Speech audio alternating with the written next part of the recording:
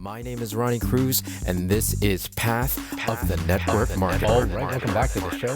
Thanks for tuning in. Today, we're going to talk about culture, and this is actually a little bit of an extension of yesterday's episode.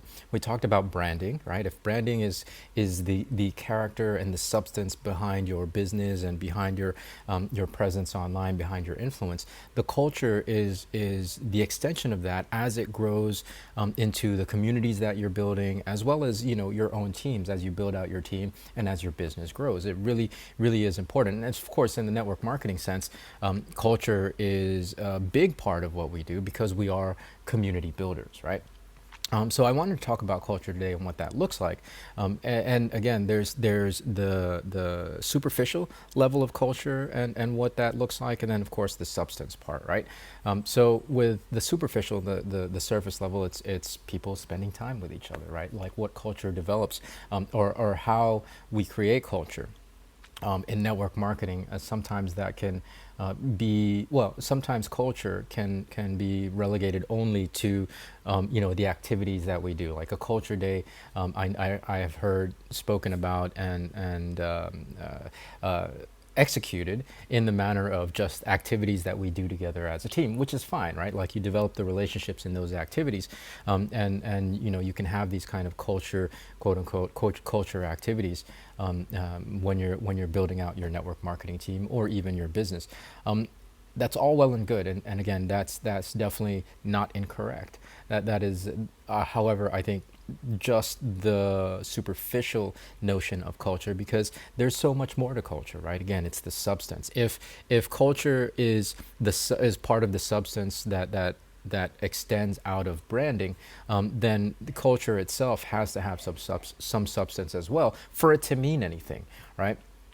So it's the same characteristics and traits that you want to embody with your brand that has to kind of make its way into the larger culture that you're trying to build within, again, the communities that you're building, the teams that you're building, with the business that you're expanding. So what does that look like? Well, I mean, it really just depends on you, right? In past episodes for network marketing specifically, I've talked about two predominant cultures that you just kind of play out in network marketing, the profit-driven culture and the community-driven culture, right?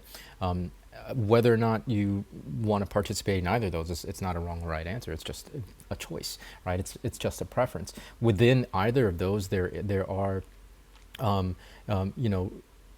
different kind of cultural aspects of those things, of those different the communities and categories. Whether integrity is going to be part of your culture, or is it just production?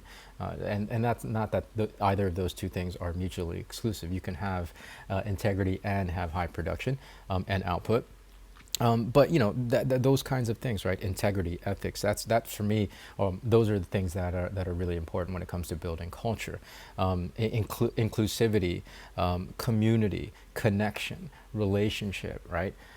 That's just I'm just rattling off some of the things that I value in culture, the cultures and the communities that I'm a part of, as well as the culture and the communities that I'm hoping to continue to build, right?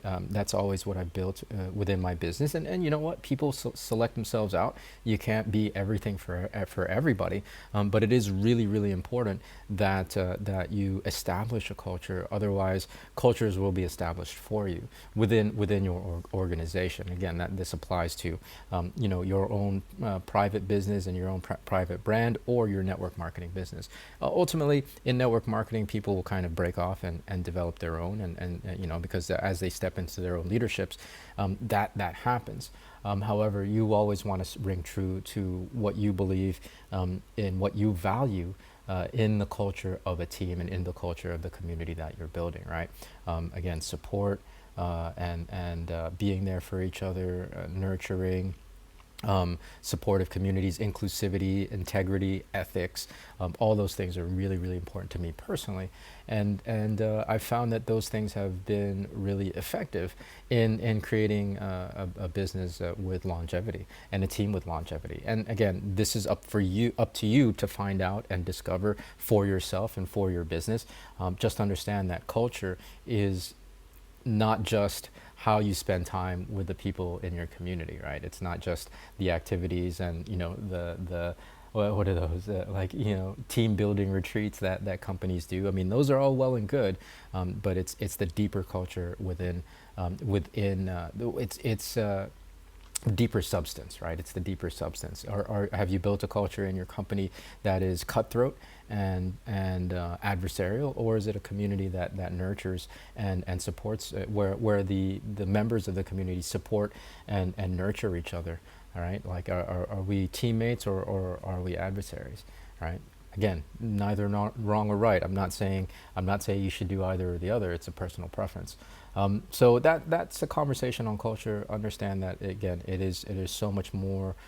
It's really the substance of the community that you're building. That's what it boils down to. So hopefully that makes sense. Remember, if you haven't registered for the Influencer Masterclass happening February 27th through March 1st, go ahead and register. It's ronniecruz.com/masterclass. That's the website or the page to register for that 3-day masterclass, 11 a.m. Eastern Standard Time. If you register and can't make that, no problem, because the replay will be made available to everybody that registers. So make sure you register and learn what being an influencer really means and looks like in today's day and age.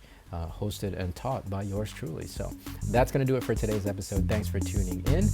More from me tomorrow. So until then, be well, be safe. I'll see you in the next episode.